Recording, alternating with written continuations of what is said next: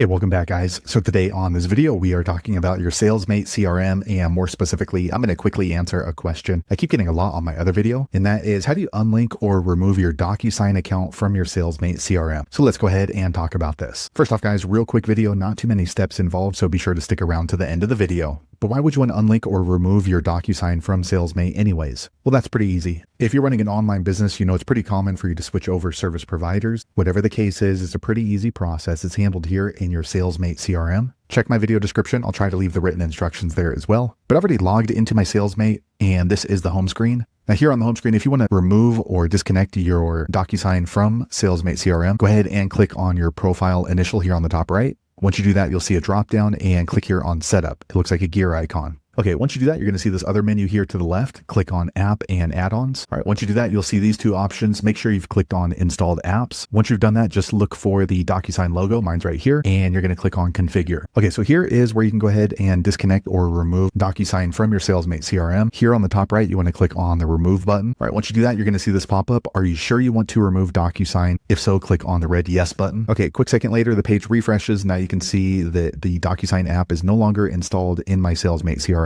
So now any module that had DocuSign is still going to be there. So let me go back here, but you're just not going to have access to it. So for example, right here, we'll click here, and here onto the right, you're going to see the DocuSign widget. So you can see it says you do not have access to this widget. So there you have it, guys. If you're wondering how to delete or remove your DocuSign from your SalesMate CRM, that's the easiest way I know how to do it. If you know an easier way, be sure to leave a comment below. Let the rest of us know how you did it. Hopefully you found that video useful. If so, click thumbs up, or maybe consider subscribing to my channel, and I hope to see you on the next video. Thanks again for watching.